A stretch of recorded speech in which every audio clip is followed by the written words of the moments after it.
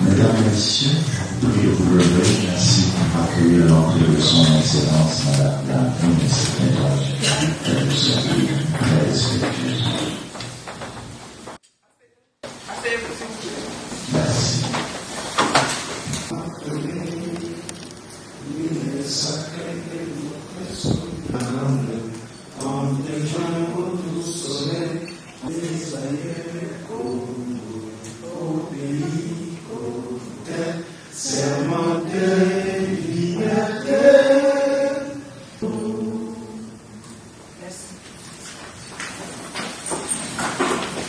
Merci. Sur 284 recommandations reçues, la République démocratique du Congo en a accepté 235 et a pris note de 49 autres.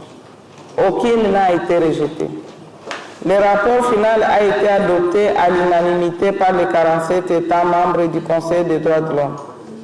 Cela a été perçu comme une reconnaissance des progrès réalisés, notamment en matière de justice, de lutte contre les violences sexuelles et de renforcement des institutions des droits humains.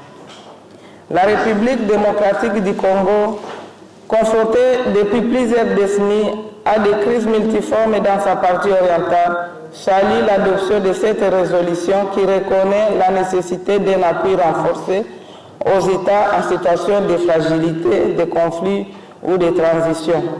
Conformément aux engagements pris par le cadre de cette résolution, le gouvernement congolais a mis en œuvre un certain nombre d'initiatives, notamment la relance de la justice transitionnelle avec la mise en place de consultations nationales conjointement avec les bureaux conjoints et l'adoption d'une stratégie nationale en cours de finalisation.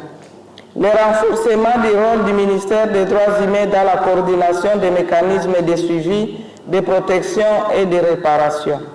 L'appui à la société civile et aux victimes dans la documentation des violations en étroite collaboration avec le Haut Commissariat aux droits de l'homme.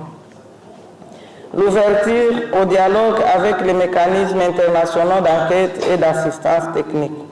Je vous souhaite des échanges riches, francs et constructifs, dans un esprit de collaboration et d'optimisme. Je déclare ouvert l'atelier d'évaluation de la mise en œuvre de la résolution 57/34 en République démocratique du Congo.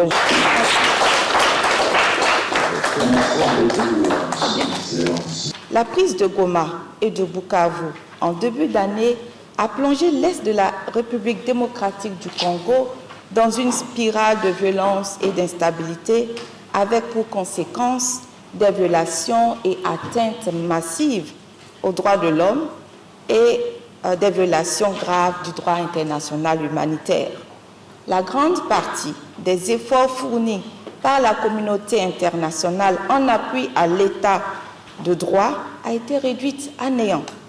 Les palais de justice ont été saccagés, les dossiers judiciaires détruits et plus de 8000 détenus se sont évadés, y compris 200 criminels de guerre.